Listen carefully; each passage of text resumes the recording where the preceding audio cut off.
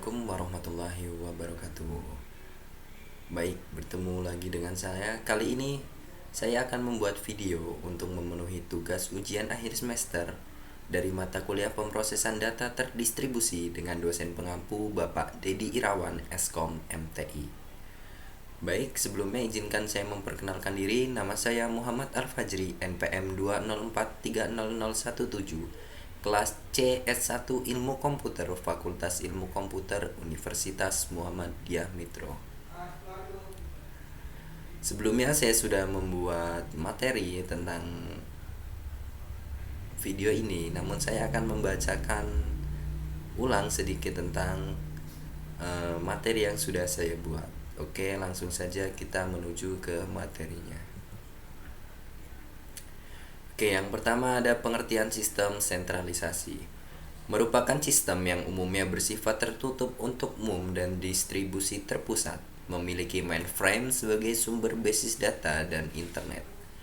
Karakteristik utama pendekatan terpusat adalah termasuk kontrol, efisiensi, dan ekonomi. Misalnya sebuah sistem pengarsipan terpusat, di mana catatan untuk beberapa orang dan unit yang terletak di salah satu lokasi pusat dan umumnya di bawah kendali orang staf catatan atau dalam kasus besar sistem pengarsipan terpusat. Salah satu keuntungannya, tanggung jawab dengan mudah di tempat dan efektif penggunaan peralatan dan perlengkapan dan ruang. Kekurangannya salah satunya adalah dapat mengakibatkan peningkatan sistem pengarsipan pribadi dan membutuhkan waktu ekstra, serta pengembangan sistem dan arus informasi yang cepat. Selanjutnya, pengertian sistem desentralisasi merupakan pemrosesan dilakukan di masing-masing pengguna yang dibagi menjadi dua, yaitu peer-to-peer dan sistem terdistribusi.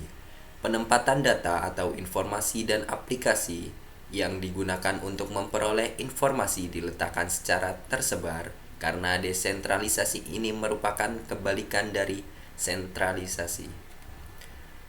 Untuk salah satu keuntungannya adalah desentralisasi mengurangi beban kerja eksekutif serta pengembalian keputusan lebih cepat. Untuk kekurangannya, satu, harus ada fasilitas fisik dan personal terlatih dari setiap divisi atau departemen.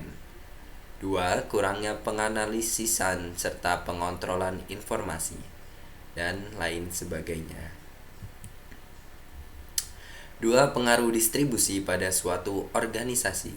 Satu, wewenang end user group menjadi lebih besar dalam mengolah dan mengakses data, sehingga proses dapat dilakukan secara online dan respon lebih cepat. Dua, end user group bertanggung jawab atas cara pengolahan datanya. Tiga, entry data diserahkan ke user group sehingga user group bertanggung jawab atas keakuratan data yang di-entry. Empat, pengolahan data yang bersifat fungsional didesentralisasi, sedangkan informasi untuk kebutuhan tingkat strategi diproses secara terpusat. 5. Dapat dilakukan reorganisasi agar dapat diambil manfaat dari kontrol tingkat strategi yang terpusat dan pengolahan data tingkat fungsional yang terdesentralisasi sepenuhnya. Oke, selanjutnya data processing department serta departemen lainnya yang terkait merupakan calon utama yang akan terkena restrukturisasi pada organisasi. Selanjutnya ada kelebihan distribusi pada suatu organisasi. Satu, kinerja yang lebih baik karena data ditempatkan di tempat yang sesuai dengan kebutuhan dan komputer-komputer dalam sistem dapat bekerja secara paralel, sehingga pembebanan pada komputer menjadi seimbang. Dua, alasan ekonomis, yaitu bahwa merancang sistem yang terdiri atas jaringan komputer kecil dibandingkan dengan mengimplementasikan komputer tunggal yang canggih.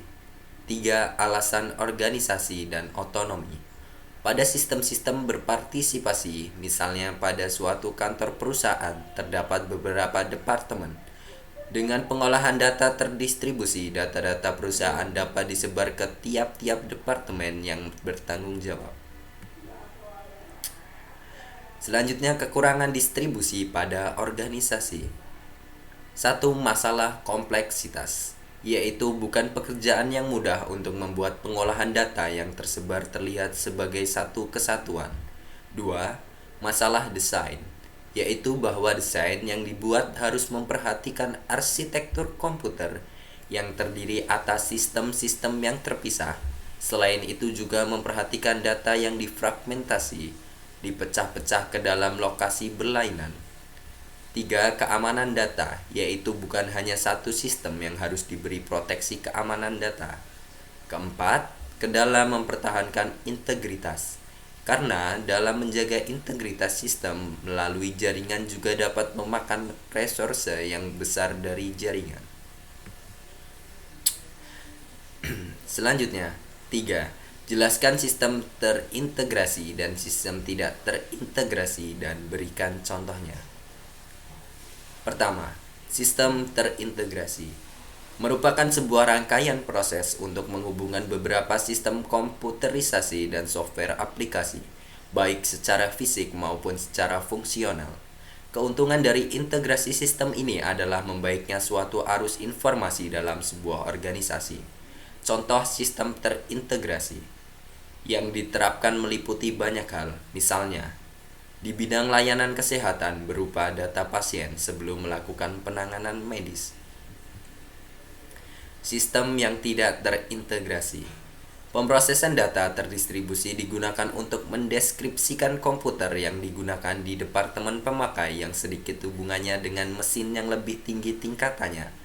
Beberapa pemakai mengajarkan pekerjaan mereka sendiri. Jika manajemennya berbeda, program aplikasinya berbeda, data disimpan dengan rancangan sendiri. Namun, mereka sering mengirim transaksi atau pemakai suatu sistem menggunakan program yang lainnya. Keempat, tujuan pengolahan data terdistribusi. 1. Otonomi lokal. Memberikan tingkat otonomi lokal dalam komputasi kepada kelompok pemakai lokal. 2. Produktivitas pemakai.